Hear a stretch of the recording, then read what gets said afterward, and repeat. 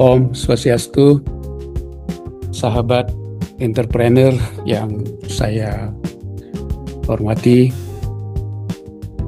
Izin hari ini saya akan berbagi informasi berkaitan dengan satu aplikasi teknologi yang menurut saya sangat perlu dapat diaplikasikan di usaha teman-teman entrepreneur atau teman-teman yang baru saja berkeinginan untuk membangun sebuah usaha. Hari ini saya akan berbagi satu aplikasi yang bernama Odoo. Odoo ini adalah satu aplikasi yang sudah mendunia, yang berbasis di Belgia. Nah, hari ini utamanya saya akan berbagi informasi bagaimana menggunakan satu aplikasi, yaitu CRM. CRM adalah Customer Relationship Management. Fungsi daripada CRM ini adalah untuk membangun hubungan, mengelola dan membangun hubungan dengan para konsumen yang menjadi basis dari target pasar kita. Nah, tujuannya adalah untuk mendapatkan keuntungan yang lebih besar di kemudian hari dan menjaga loyalitas konsumen. Izinkan saya berbagi informasi dan saya akan share screen. Yang pertama, saya akan pergi ke teman-teman, mudah-mudahan sudah bisa melihat layar yang saya tampilkan. Ini adalah beberapa menu yang saya akan tunjukkan, tetapi sebelum itu izinkan saya memberikan informasi bagaimana cara kita untuk dapat menggunakan aplikasi ini. Yang pertama, kita harus masuk ke Google Chrome, kemudian kita ketik odoo.com, edoo.com. Ya, karena saya sudah punya account, jadi saya bisa langsung login. Akan butuh beberapa detik. Nah, di sini akun saya bagustejo@yahoo.com, kemudian kita buat password, dan ini bisa diatur sewaktu-waktu. Nah, bagi teman-teman yang belum punya passwordnya atau belum punya akun, itu bisa mulai membuat akun. Contohnya, di sini ada kata tidak punya akun. Mari kita mulai. Nah, di sini akan muncul data yang dibutuhkan. Yang pertama adalah nama, kemudian alamat, kemudian kata sandi. Misalnya kita buat namanya adalah Mark, kemudian alamat emailnya adalah mark@gmail.com misal, @gmail.com. Kemudian dibuat kata sandi di sini.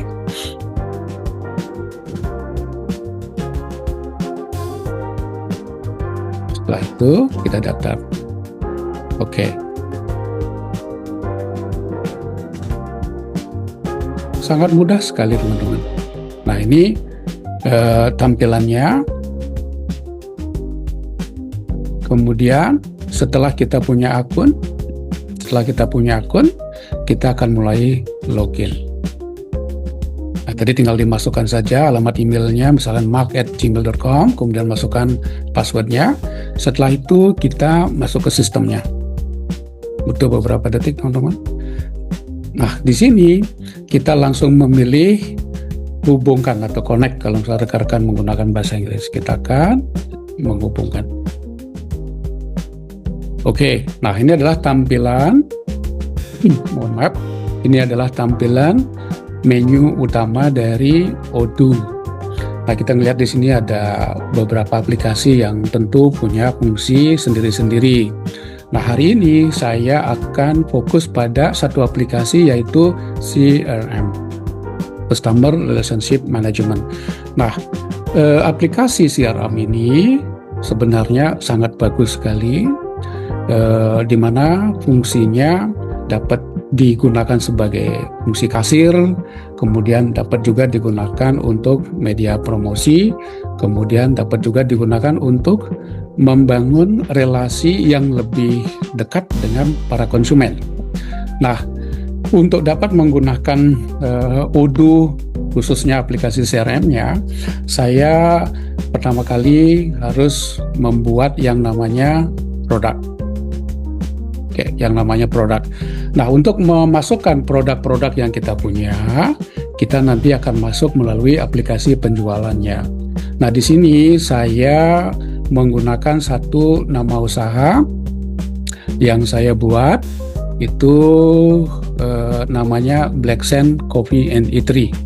Nah, ini adalah daftar produk yang ini adalah daftar pelanggan. Ini adalah daftar pelanggan yang sudah pernah datang ke Black Sands.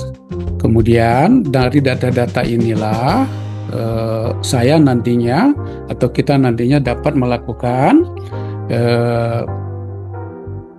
komunikasi bersama atau kepada pelanggan-pelanggan kita agar kita memiliki hubungan yang lebih akrab, lebih dekat, sehingga memungkinkan di kemudian hari mereka menjadi konsumen kita yang loyal. Oke. Kemudian kita coba masuk ke produk.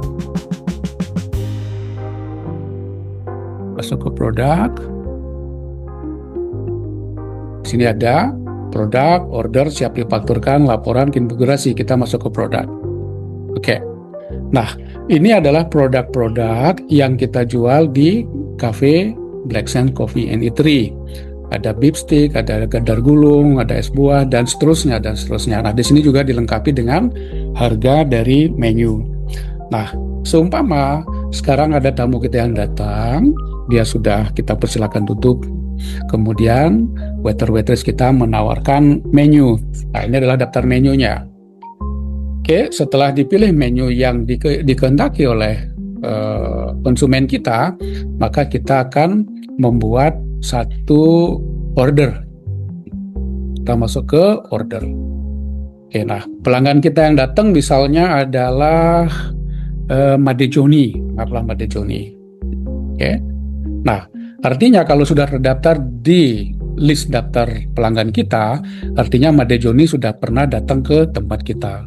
Nah, itu kita dapat lihat dari data informasi di bawah ini. Nah, ini kelihatan juga produk yang pernah diorder sama Made Joni, antara lain beef burger, chicken soup, fried rice. Dan Made Joni waktu itu spending atau membelanjakan uangnya sebesar 100.800. Bisa saja karena Made Joni senang dan puas dengan pelayanan, makanan, suasana yang nyaman, dengan tempat yang memadai buat keluarganya Made Joni datang kembali.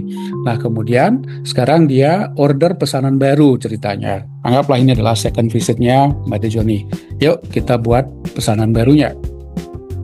Oke, nah di sini teman-teman bisa melihat. Nah, kita pilih ini daftar pelanggannya, bisa dilihat lebih banyak di sini teman-teman. Nah, ini. Oke, semua bisa dilihat di sini. Nah, yang datang adalah Made Joni. Oke, pastikan nomor telepon, alamat emailnya juga betul. Kita pilih Made Joni. Oke, nah Made Joni udah langsung terdaftar di sini. Nah, sekarang apa yang dipesan oleh Made Joni, kita tinggal tambahkan produknya. Misalnya, kita lihat di sini. Nah, di sini akan tampil daftar menu yang tadi pada awal sesi saya sudah tunjukkan. Oke, teman-teman tinggal memilih. Katakanlah Made Joni saat ini ingin membeli produk dadar gulung, beef stick, avocado juice, dan es buah. Nah, ada dua minuman yang dipesan. Kita pilih beef stick. Nah, harganya akan tampil langsung teman-teman. Satu beef stick harganya 75.000. Nah, di sini ada keterangan pajak. Pajak di sini itu diisi kalau misalnya kita memang membebani pelanggan kita dengan pajak. Ada juga yang tidak memberi pajak. Nah, di sini ada pilihan. Nah, kalau misalkan kita tidak mengenakan pajak pada pelanggan, maka akan kita pilih 0. Kalau kita pilih 0, yang ini kita hilangkan. Kemudian kalau kita mengenakan pajak misalnya, umumnya kalau pajak itu 11% teman-teman, tapi sekarang udah berubah menjadi 12%, kita pilih 12%, yang 0 kita hilangkan. Nah, pajaknya adalah 12%. Kemudian selain dia order beef stick, dia order makanan lain. Tinggal pilih menu, tambahkan produk. Klik tambahkan produk. Oke, kemudian kita pilih menu yang dia order. Anggaplah dia order beef burger. Nah, tadi beef stick, kemudian beef burger.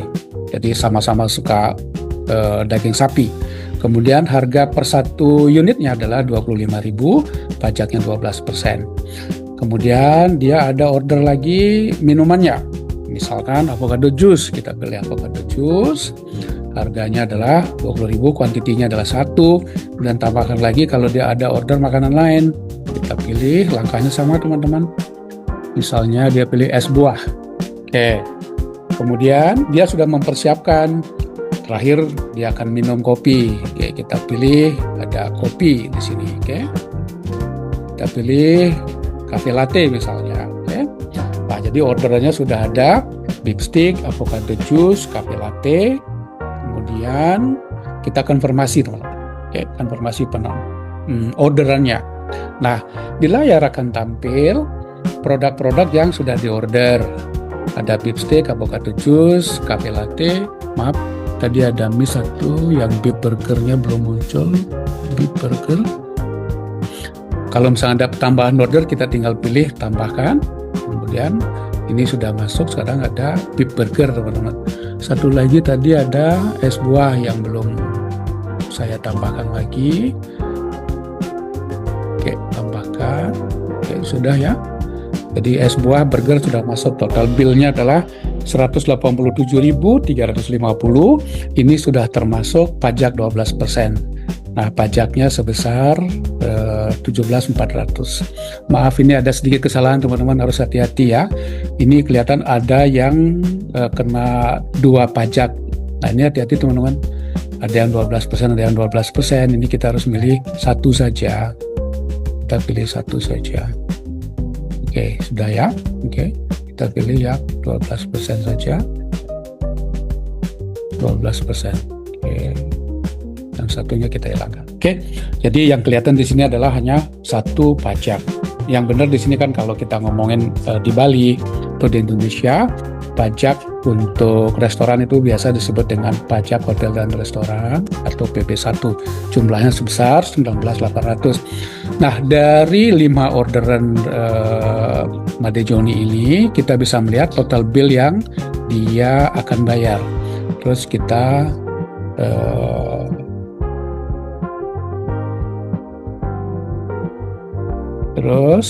lakukan pratinjau. Oke, nah ini kurang lebih nanti tampilan invoice atau tagihannya yang akan kita mintakan ke Made Joni. Nah, kalau mau kembali ke menu awal, kita kembali ke mode edit. Oke, nah teman-teman, anggaplah ini orderannya sudah jadi ya, dia sudah menikmati makanannya, kemudian dia puas, terus dia minta bill-nya. Tadi kita sudah lakukan pengecekan melalui pratinjau ini dan sudah kelihatan total bill-nya sama 184.800. Oke. Nah, kemudian kita akan buat faktur buat tagihannya. Oke. Nah, di sini juga ada menu lain-lain teman-teman. Ada kirim pesan, ada log catatan, aktivitas. Nah, kalau teman-teman misalkan mau ngirim pesan atau ngirim nota ini melalui pesan, itu bisa dikirim melalui pesan. Ini ya. Oke. Kita lewatkan yang ini. Nah, sekarang kita buatkan faktur. Faktur. Udah buat faktur. Kemudian kita langsung buat draft. Oke. Nah, ini adalah faktur yang tadi sudah saya tampilkan juga. Kemudian sekarang kita menuju ke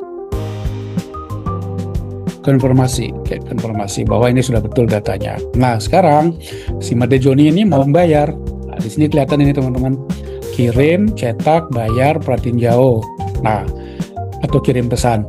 Nah, yang di sini yang akan kita gunakan tergantung posisinya Made Joni. Nah, di awal kan Made Joni ini datang ke restoran kan. Nah, kalau dia datang ke restoran kan tidak perlu dikirim lewat email, tidak perlu dikirim lewat SMS lagi ya. Dia langsung melakukan pembayaran. Maka kita akan pilih bayar. Kalau dia misalkan minta, Pak, saya tolong dikirimkan dong lewat email atau lewat SMS, juga bisa di sini. Ya. Nah, kalau misalkan minta dicetak dulu, itu bisa dicetak, kita pilih cetak. Nah, ketika kita memilih cetak, maka akan muncul nantinya invoice seperti ini, teman-teman. Nah, ini tagihannya. Oke, di situ ada nama perusahaannya, ada Black Sand Copy and Tree, kemudian nama tamunya, lama tamunya, terus nomor fakturnya, tanggal kapan dia transaksi, terus kapan dia harus membayar, karena dia tidak ada orang makan di restoran ngebondol, jadi langsung settle cash.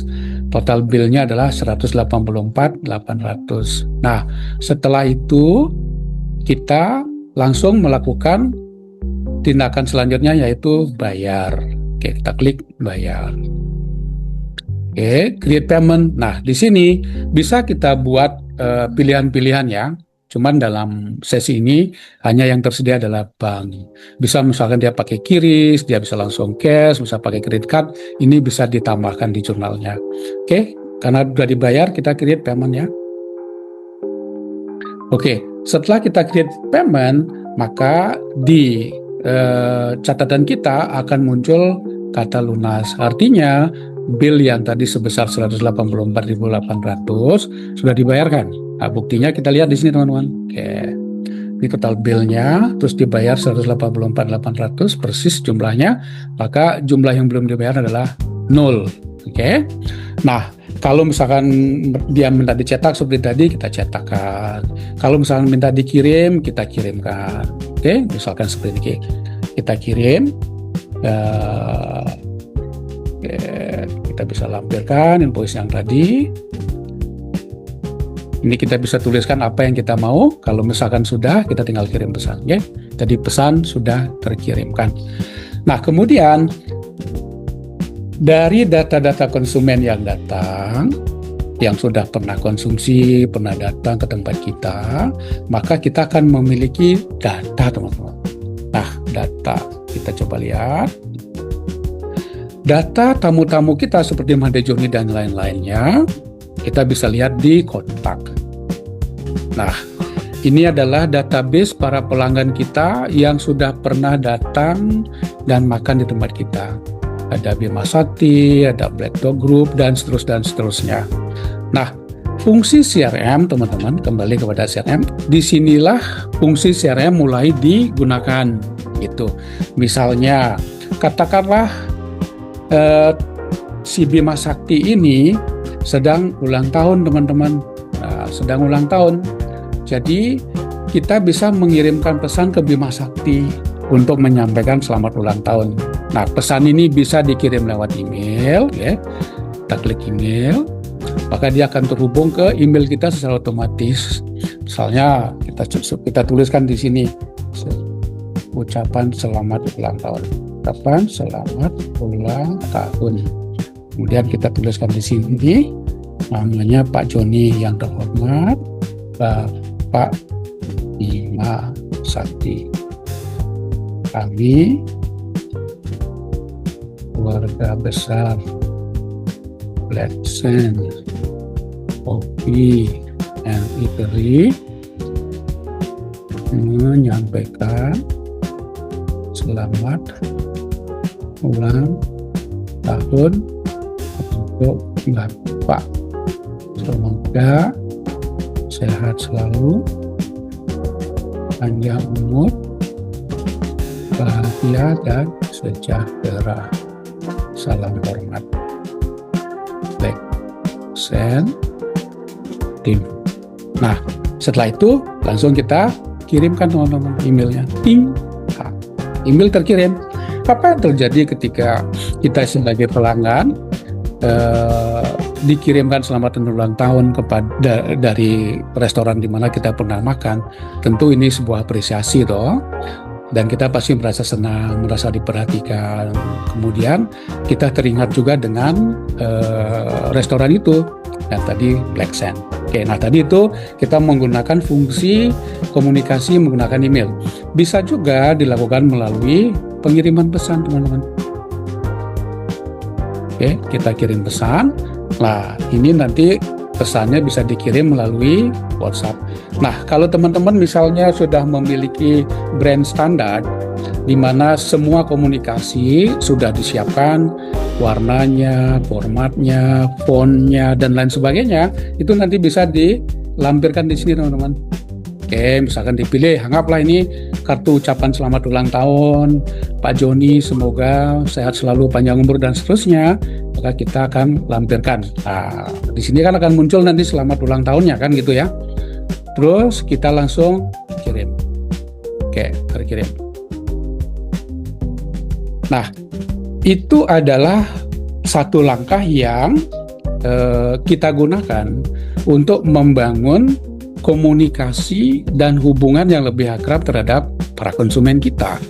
Nah, tentu dengan hubungan-hubungan yang kita bangun dengan para pelanggan, itu akan membantu kita mempermudah dalam strategi promosi dan penjualan, pemasaran dan penjualan. Karena promosi yang lebih efektif itu adalah kepada konsumen yang sudah memiliki hubungan dengan kita, yang di dalam dunia industri itu disebut sebagai remarketing. Jadi kita menyampaikan informasi, baik itu produk baru atau spesial promo atau ucapan ulang tahun atau selamat hari raya, itu sesuai dengan keyakinan masing-masing. Kita gunakan untuk membangun hubungan yang lebih baik kepada pelanggan. Nah, itu teman-teman. Sekarang kita lihat di sini ada laporan. Di sini ada laporan. Teman-teman, kita kembali ke menu utama. Di sini ada penjualan. Nah, tadi itu kan kita hanya berbicara bagaimana membangun customer relationship dengan pelanggan kita melalui database yang sudah kita miliki. Yang paling penting di situ adalah nama, alamat email, nomor telepon atau nomor WhatsApp, kemudian tanggal ulang tahun, nama perusahaan, dan seterusnya. Nah, semakin detail informasi yang kita miliki, maka semakin bagus buat perusahaan sekarang dan di masa yang akan datang.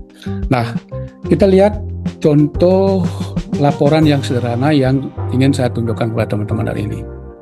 Oke, nah ini adalah daftar penjualan teman-teman. Oke, yang sudah membayar ini kodenya yang hijau-hijau. Kemudian yang warna biru-biru ini adalah penawaran-penawaran. Nah, kalau ada kode penawaran di sana, itu artinya baru ada potensi bahwa calon klien ini kemungkinan besar itu akan datang kembali kepada kita untuk melakukan proses untuk melakukan pembelanjaan kembali. Oke, nah kita bisa lihat di sini ada pilihan teman-teman. Ini adalah kode, ini bisa grafik, ini adalah pie. Saya akan tunjukkan sama teman-teman. Ini kan kecil sekali ya, jumlah yang dipesan ini masih kecil sekali sehingga kelihatan ini masih sangat. Ini grafik penjualannya baru sedikit di Januari. Nah, nanti kalau misalkan kita ingin lihat jumlahnya yang lebih besar, kita bisa lihat di penjualan.